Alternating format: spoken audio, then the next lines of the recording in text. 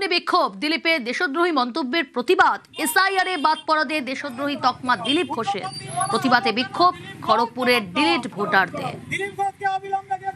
কি অভিযোগ তাদের, কি বলছেন তারা, আরো জানবো বিস্তারিত। শঙ্কর রয়েছে আমার সঙ্গে। শঙ্কর, কদিন আগে তালবাগিচাতে দিলীপ ঘোষ গেছিলেন, সেইখানে দাঁড়িয়ে তিনি বলেছিলেন যে এসআইআর এ যারা নাম বাদ পড়া হয়েছে তারা নাকি দেশদ্রোহী।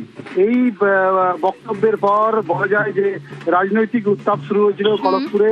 এরপরেই রোড শো হয়েছিল, সেখানে দেখা গেছিল এক ব্যক্তি নিজের নথিপত্র নিয়ে এই যে মন্তব্য করেছিলেন তার প্রতিবাদ জানাতে তিনি গেছিলেন, তাকে পুলিশ আটকে দিয়েছিল।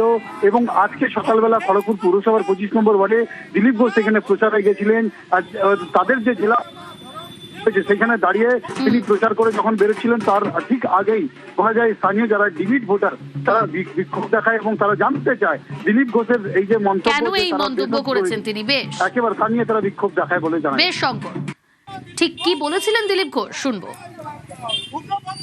কারো ফেরার চান্স নাই, আর যারা যাওয়ার জন্য তৈরি তাদের অন্তিম বিদায় ঘন্টা বাজছে। দিনকে দিন টাইট হচ্ছে। যত জল ছিল নিংড়ে দিয়েছে নির্বাচন কমিশন।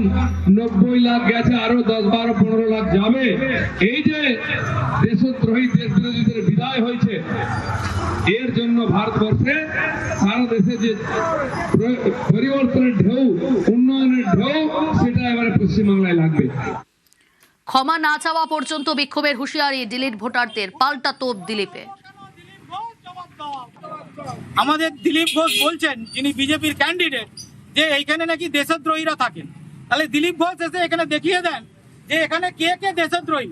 দেশদ্রোহী মানে তো টেরোরিস্ট, উগ্রপন্থী। সেটা দিলীপ ঘোষকে কিন্তু বলতে হবে, খড়গপুরের মানুষের কাছে বলতে হবে, নাহলে আগামী দিনে কিন্তু আরো বৃহত্তর আন্দোলন হবে। আমার সামনে আসুক না, কেমন ক্ষমা চেয়ে দেখাবো। কেউ যদি কাউকে বোকা বানায় ওটা ওদের দোষ, দিলীপ ঘোষের নয়। আমি কাউকে দেশদ্রোহী বলি না, তার জন্য আইন আছে। কেউ একজন করেছে, সেটা কেউ একজন বলছে। এই ধরনের ন্যারেটিভ আগে অনেক হয়ে গেছে। দিলীপ ঘোষ এইসব করতে